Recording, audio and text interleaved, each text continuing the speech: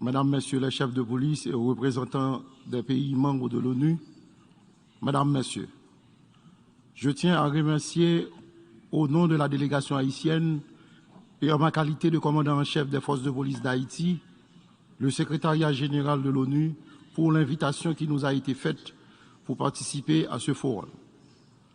Haïti, fidèle à ses engagements envers la paix et la sécurité internationale, veut s'acquitter à travers le renforcement de sa police, de ses obligations sécuritaires, en dépit des conditions socio-économiques, politiques difficiles. En effet, l'environnement sécuritaire d'Haïti s'est vu dégradé au cours de ces 2 dernières années, avec la prolifération des gangs armés s'adonnant à toutes sortes d'exactions. Cela a amené la police nationale d'Haïti à évoluer pour s'adapter et faire face efficacement à ses obligations, à ces défis inédits de sécurité. Pour améliorer la performance de la PNH dans la lutte contre le grand banditisme, qui empêche la population de jouir de ses droits les plus fondamentaux, des mesures suivantes ont été prises. La réforme des curricula de formation avec un accent particulier sur le respect des droits humains, la problématique du genre et des éléments liés aux nouveaux paramètres de sécurité.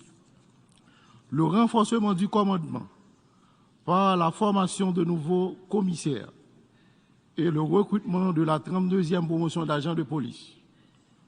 Le recyclage et le renforcement des unités spécialisées.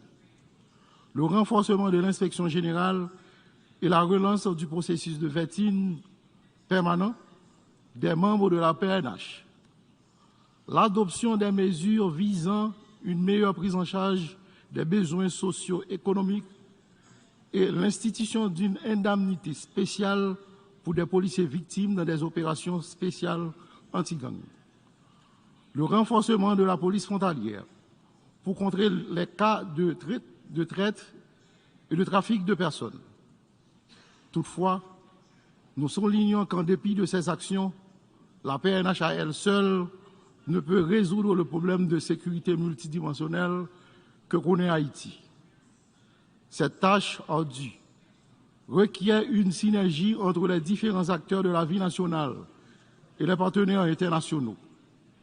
Dans cette perspective, j'encourage les partenaires engagés aux côtés de la police nationale d'Haïti à continuer à la soutenir en contribuant au fonds commun et en fournissant, via la coopération bilatérale, des matériels, des équipements et de la formation pour mieux faire face aux menaces des gangs armés dont les activités débordent le cadre des frontières d'Haïti. Appuyer la police nationale d'Haïti, c'est travailler au renforcement de la chaîne sécurité régionale et internationale. Merci beaucoup.